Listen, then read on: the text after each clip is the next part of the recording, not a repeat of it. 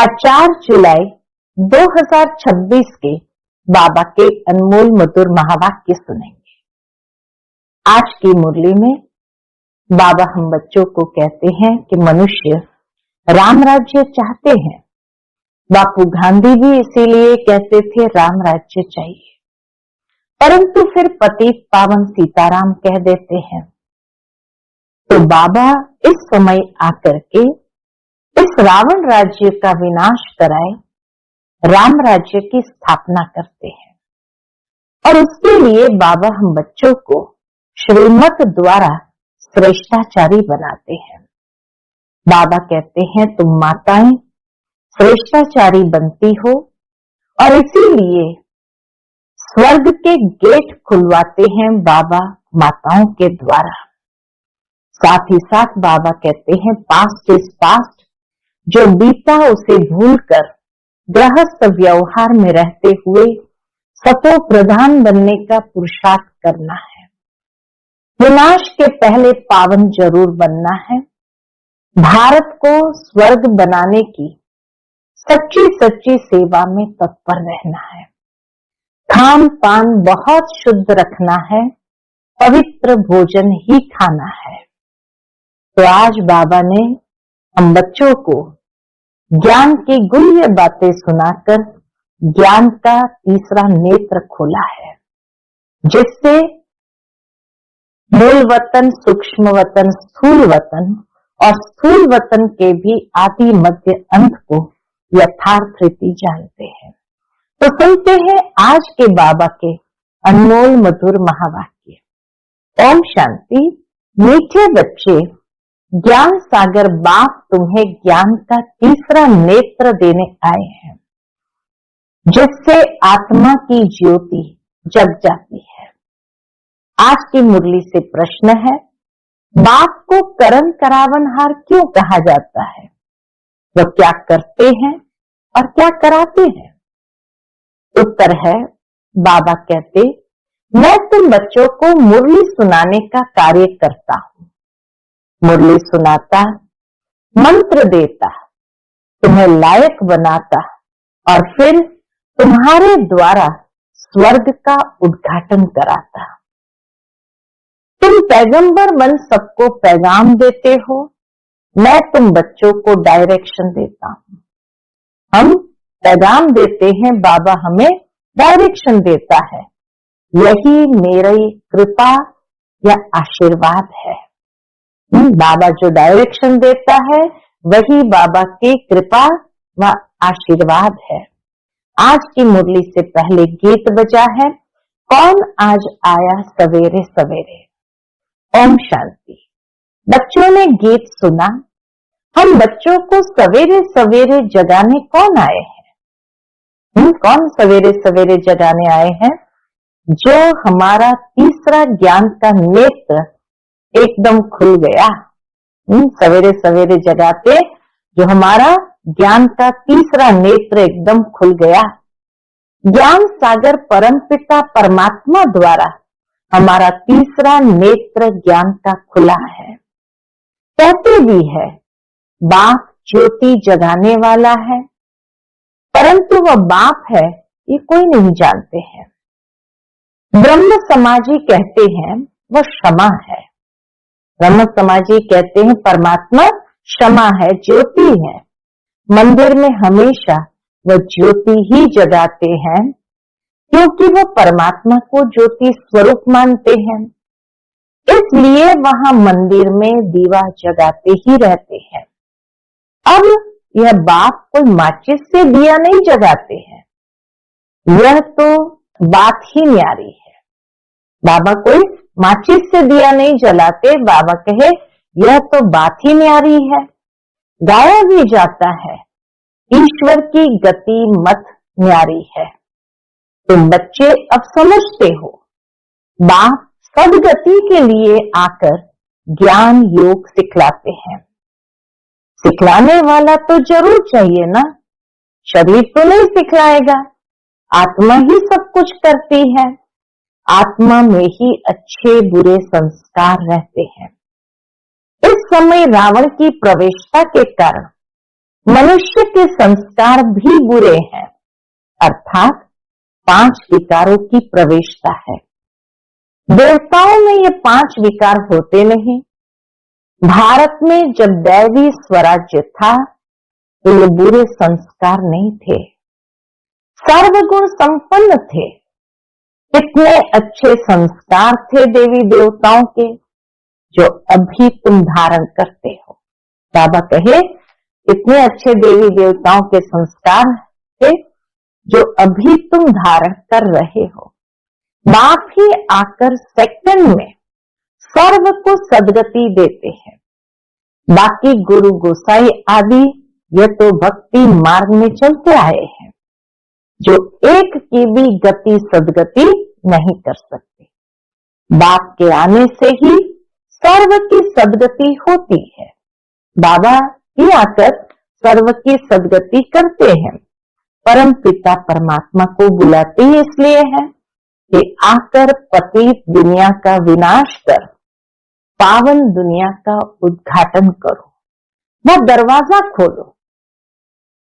बाप आकर गेट खुलवाते हैं।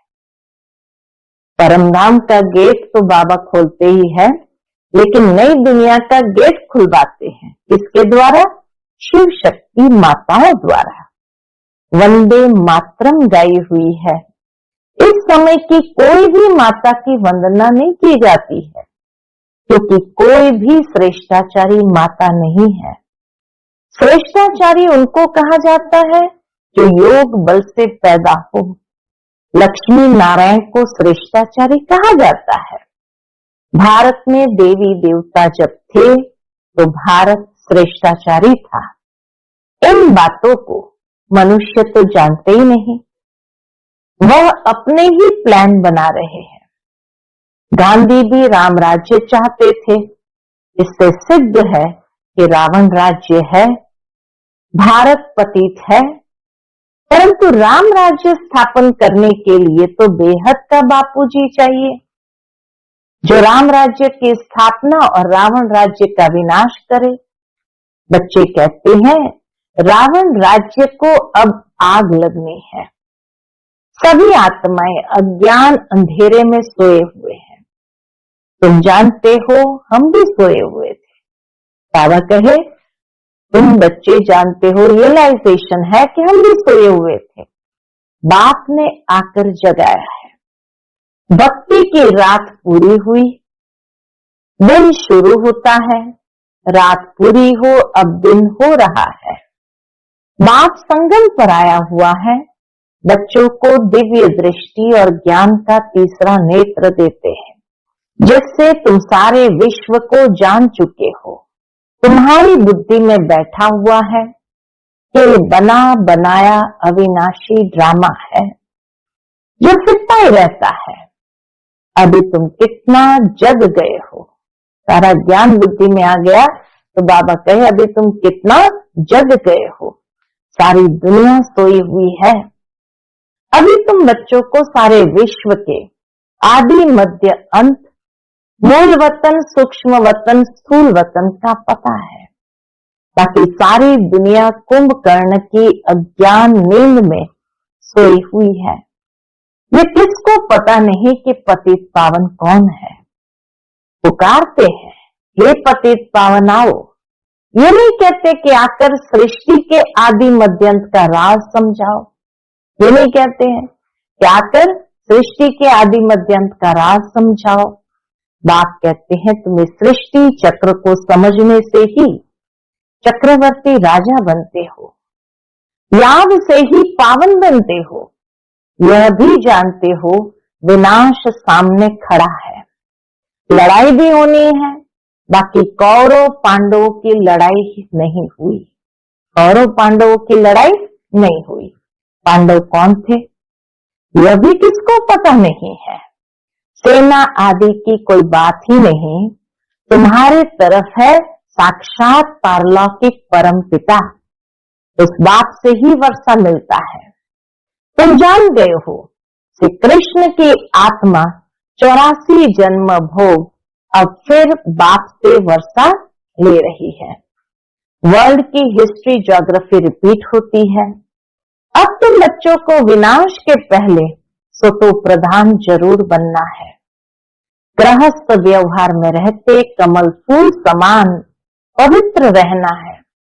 गाया भी हुआ है भगवान वाच, गृहस्थ व्यवहार में रहते ये एक जन्म पवित्र बनो। पास्ट इज पास्ट, यह तो ड्रामा में नूंद है। सृष्टि को सतो प्रधान बनना ही है, ये ड्रामा की भावी है। बाबा कहे भावी क्या है, होना क्या है, इस सृष्टि को सतो प्रधान बनना ही है।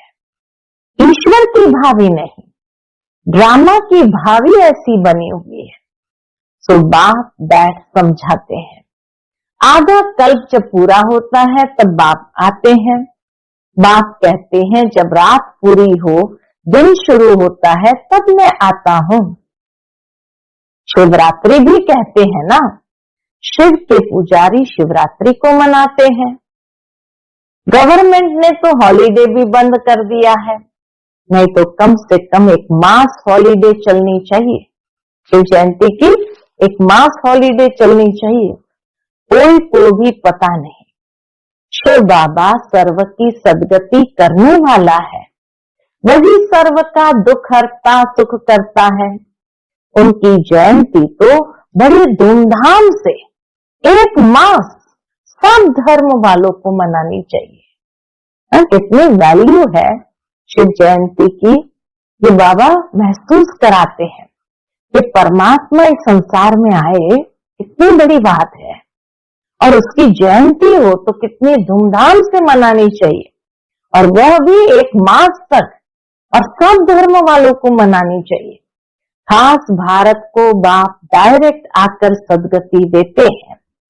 जब भारत स्वर्ग था तो देवी देवताओं का राज्य था। उस समय और कोई धर्म ही नहीं थे, देवताएं विश्व के मालिक थे, कोई पार्टीशन आदि नहीं थे। इसलिए कहा जाता है अटल अखंड सुख शांति संपत्ति का दैवी राज्य फिर से हम प्राप्त कर रहे हैं। बेहद के बाप से बेहद का वर्षा 5000 वर्ष पहले भी मिला था। सूर्यवंशी चंद्रवंशी राज्य में कोई दुख का नाम नहीं था। गाया भी जाता है राम राजा राम प्रजा राम शाहूकार, बसे नगरी जिए दाता धर्म का उपकार है। वहां अधर्म की कोई बात नहीं। बाबा ने तुम्हें ब्रह्मा और विष्णु के बारे में भी समझाया कि इन दोनों का आपस में क्या संबंध है। ब्रह्मा और विष्णु का आपस में क्या संबंध है। ब्रह्मा की नाभि से विष्णु निकला, ये कैसा वंडरफुल चित्र बनाया है। बाप समझाते हैं ये लक्ष्मी नारायण ही अंत में आकर ब्रह्मा सरस्वती जगत अम्बा जगत पिता बनते हैं, जो दोनों फिर विष्णु अर्थात लक्ष्मी नारायण बनते हैं। बाप बैठ समझाते हैं जो भी चित्र देखते हो इनमें कोई भी यथार्थ नहीं है। जितने भी चित्र देखते हैं बाबा कहे उनमें कोई भी यथार्थ नहीं है। शिव का बड़ा चित्र बनाते हैं, वह भी अयथार्थ है। भक्ति के कारण बड़ा बनाया है, नहीं तो बिंदी की पूजा कैसे हो सकती। तो शिव बाबा का चित्र भी अयथार्थ है, क्योंकि शिव बाबा तो वास्तव में बिंदी है।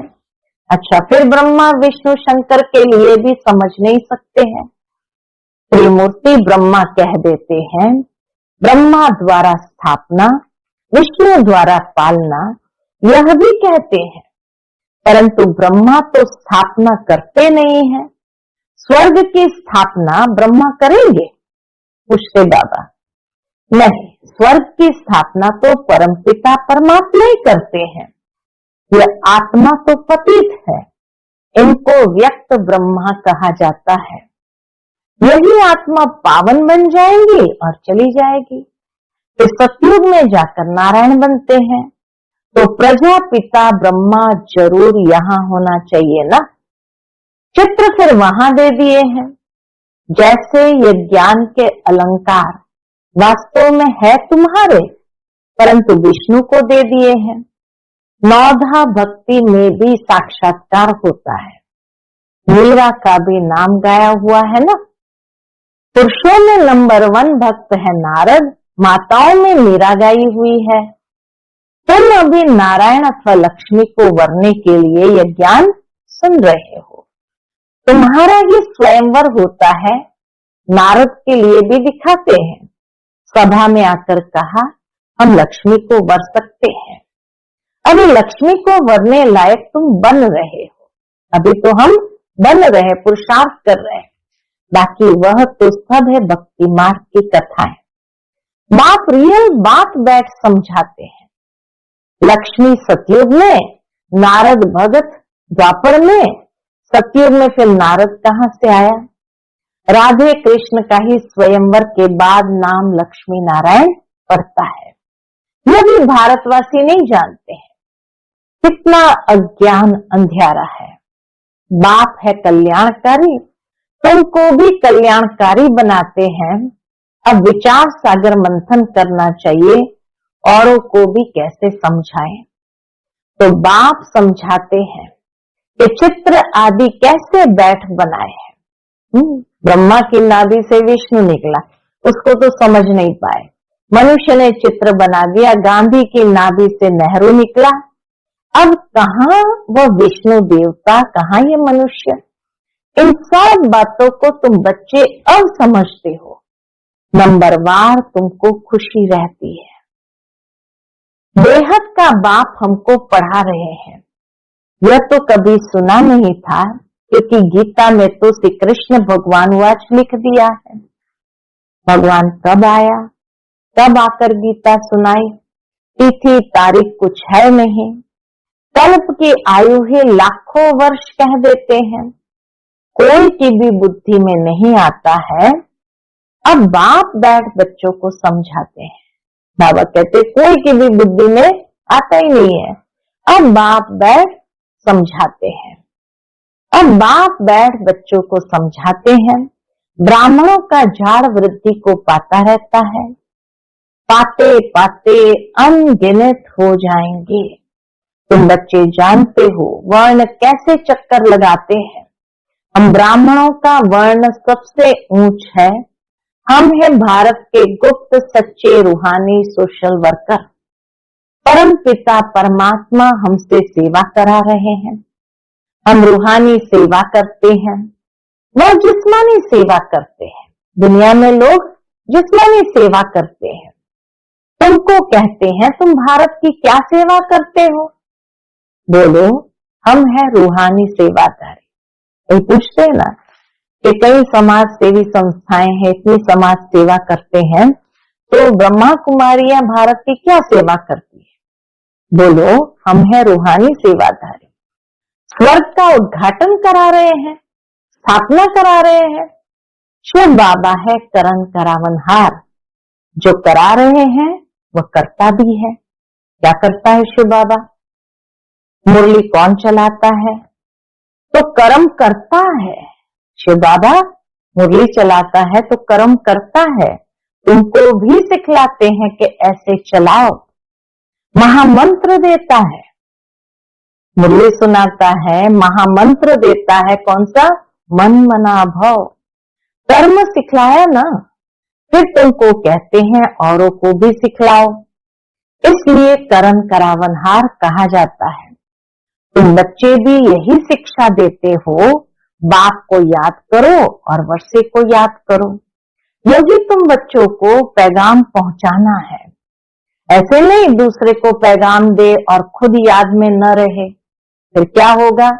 दूसरे पुरुषार्थ कर ऊंच चढ़ जाएंगे, मैसेज देने वाले रह जाएंगे। याद का पुरुषार्थ न करने से इतना ऊंच पद नहीं पाते हैं। दूसरे याद की यात्रा से पावन बन जाते हैं। जैसे बाबा बांधेलियों का मिसाल देते हैं, वह याद में जाती रहती है, बिगर देखे भी पत्र लिखती है। बाबा हम आपके हो चुके हैं, हम पवित्र जरूर रहेंगे। बांधेलियां बाबा को कितना प्यार से पत्र लिखती है। तुम बच्चों की है बाप से प्रीत बुद्धि, तुम्हारी ही माला बनी हुई है।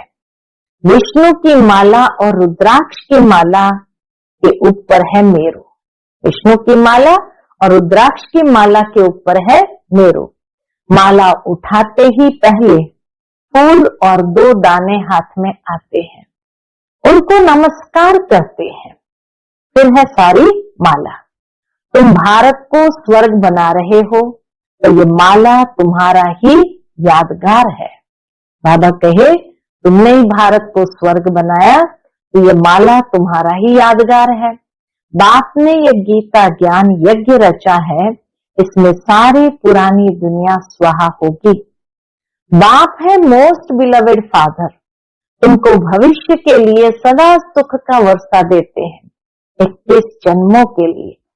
जिन्होंने कल्प पहले वर्षा लिया है वो जरूर आएंगे ड्रामा प्लान अनुसार। बाप कहते बच्चे सुखधाम चलना है तो क्या करो? बाप कहते बच्चे सुखधाम चलना है तो पवित्र बनना है, मेरे को याद करना है, मांगना कुछ भी नहीं है कि कृपा करो व मदद करो, नहीं, हम तो सबको मदद करते हैं। पुरुषार्थ तो तुमको करना है, आशीर्वाद की बात नहीं। बाप कहते मामेकम याद करो, याद करना तुम्हारा काम है, डायरेक्शन देना यही कृपा है। बाकी तो भल खाओ पियो घूमो फिरो, तुम्हें पवित्र भोजन ही खाना है।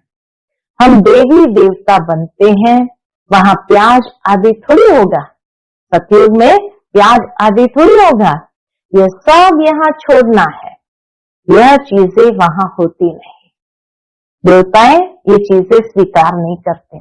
जैसा सतयुग में बीमारी आदि होती नहीं, अभी देखो कितनी बीमारियां निकली है। वहां तमोगुणी कोई चीज होती नहीं, हर चीज सतो प्रधान।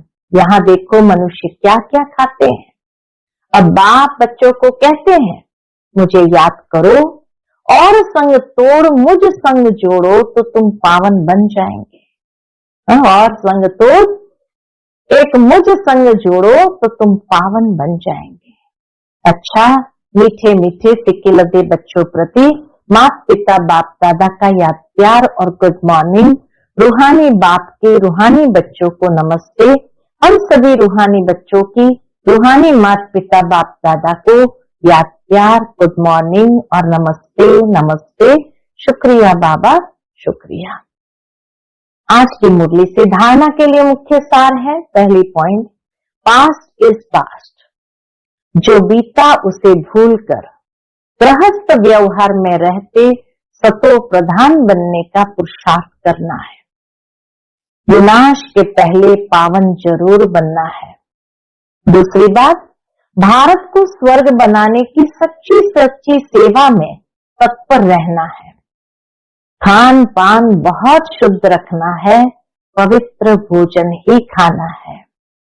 आज का बाप दादा का मधुर वरदान हम बच्चों के प्रति है, स्थूल कार्य करते भी मनसा द्वारा विश्व परिवर्तन की सेवा करने वाली जिम्मेवार आत्मा भव। स्थूल कार्य करते भी मनसा द्वारा विश्व परिवर्तन की सेवा करने वाली जिम्मेवार आत्मा भव। कोई भी स्थूल कार्य करते सदा यह स्मृति रहे कि मैं विश्व की स्टेज पर विश्व कल्याण की सेवा अर्थ निमित्त हूँ। मुझे अपनी श्रेष्ठ मनसा द्वारा विश्व परिवर्तन के कार्य की बहुत बड़ी जिम्मेवारी मिली हुई है। इस स्मृति से अलबेलापन समाप्त हो जाएगा और समय भी व्यर्थ जाने से बच जाएगा।